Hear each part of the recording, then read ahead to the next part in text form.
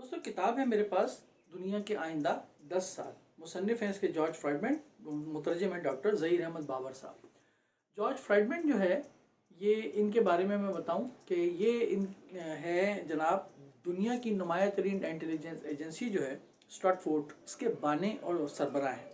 और इन्हें जो है वो अक्सर सियासी और जोग्राफियाई जो तज्ज़िये हैं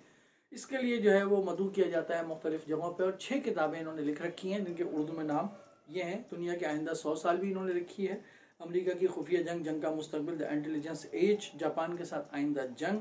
फ्रैंकफर्ट मकतब फ़िक्र का सियासी फ़लसफ़ा। इनकी जो किताब है दुनिया के आइंदा 10 साल, इसका ये तर्जुमा है और ये डॉक्टर ज़हीर अहमद साहब बाबर ने ये किया है। और ये जो है आला सरकारी अफसर भी हैं, कानून की तालीम भी इन्होंने हासिल की और इन्होंने दारुश-शऊर ने इस किताब को छापा है। ये किताब इसलिए अहम है क्योंकि अमरीकी जो दुनिया भर के जो पॉलिसी साज इदारे हैं, चाहे वो माशी हों चाहे वो सियासी हों, उनका नुक्ता नज़र समझने के लिए या एक इंटेलिजेंस के अफसर की जहन से समझने के लिए कि वो दुनिया भर के जो मुख्तलिफ़ ख़ित्ते हैं और वहाँ जो इस वक्त मसाइल हैं या बड़ी ताकतों के साथ उन मुल्कों के जो ताल्लुकात हैं उसको वो किस नज़र से देखता है और वो कैसे हमें ये बताता है कि दुनिया के जो आइंदा 10 साल है वो उन ममालिक के लिए किस तरह होंगे। बड़े ममालिक के लिए, जो ताकतवर ममालिक हैं उनके लिए भी, और जो कमज़ोर ममालिक हैं उनके लिए भी, उनके दरमियान ताल्लुकात किस किस्म के होंगे। तो इसमें पहली बात तो अमेरिका के हवाले से यकीनन लिखी है इन्होंने कि अमेरिका को दोबारा जो है मुतवाज़िन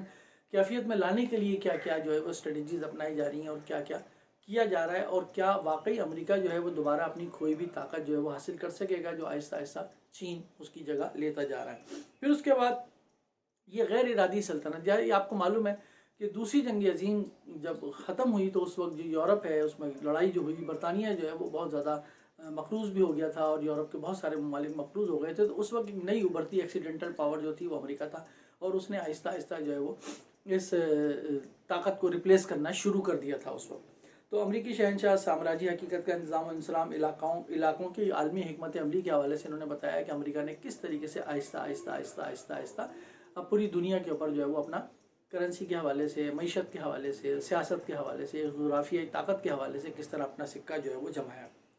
फिर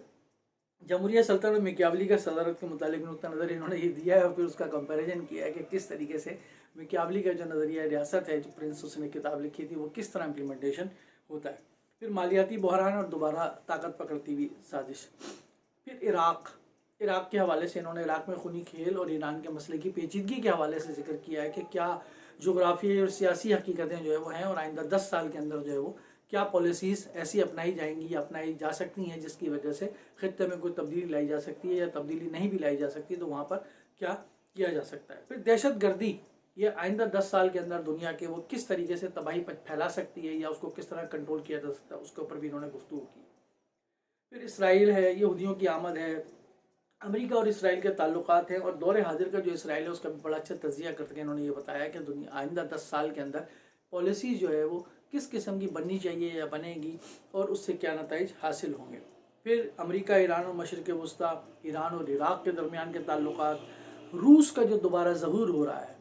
उसको किस तरीके से रोका जा सकता है, निपटा जा सकता है या मुस्तक़बिल में पेशबंदी की जा सकती है। फिर यूरोप की तारीख़ में वापसी, यूरोपीय यूनियन का बहरान आपको मालूम है और यूरोप जो है अपने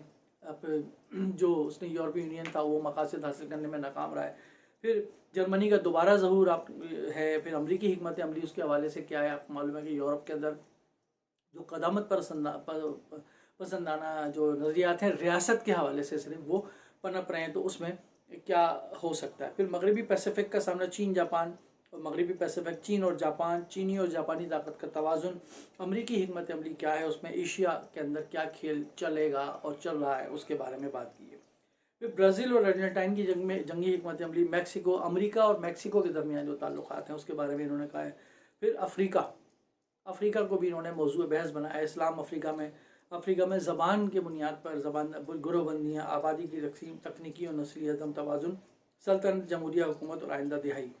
ये अमरीकी नुक्ता नज़र से किताब लिखी गई है और इसमें तज़िया किया गया कि एक तरफ अमेरिका और दूसरी तरफ सारी दुनिया है और अमेरिका की जहाँ जहाँ भी सियासी और जोग्राफिया के हवाले से जो भी पॉलिसीज़ हैं उन पॉलिसीज़ में आइंदा 10 साल के अंदर क्या तब्दीली आ सकती है, क्या तब्दीली लाई जा सकती है, उसके असबाब क्या होंगे और उसके नताइज क्या मुरतब होंगे उन ममालिक के ऊपर और अमेरिका के ऊपर और उन खित्तों के ऊपर। इस पर बहस की गई है। अच्छी किताब है, इसको आप पढ़ेंगे तो आपको अंदाज़ा होगा कि जो मगरबी पॉलिसी साज हैं, जो बड़े मुल्कों के पॉलिसी साज हैं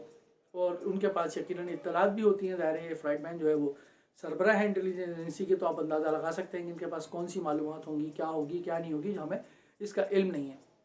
वो किस तरीके से अपनी हुकूमतों को, अपने लोगों को, अपने मुल्कों को गाइड करते हैं एक तरह से किताबें लिख कर या इस तरह के रिसर्च पेपर लिख कर कि वो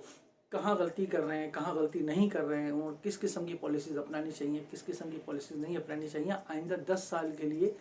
आपके मुल्क को कहाँ होना चाहिए। तो इस किस्म की चीज़ों की हमारे यहाँ भी ज़रूरत है कि हमारे यहाँ भी अहले इल्म जो हैं, अहले दानिश जो हैं वो इस किस्म के काम करें। लेकिन बहरहाल वो आप इस सोच से आगाह हो सकते हैं कि वो किस तरीके से वो माशरे तरक्की करते हैं और किस तरीके से वो अपनी पॉलिसीज़ को नज़रसानी करके तब्दील करके अपनी जो एक ताकत है उसको बनाए रखते हैं। डॉक्टर ज़हीर अहमद बाबर साहब का ये किताब काम दारुश-शऊर ने इस किताब को शाया किया है। इसकी तफसीर मैं डाल दूँगा, आप ज़रूर ये किताब पढ़िए, अच्छी किताब साबित होगी आपके लिए।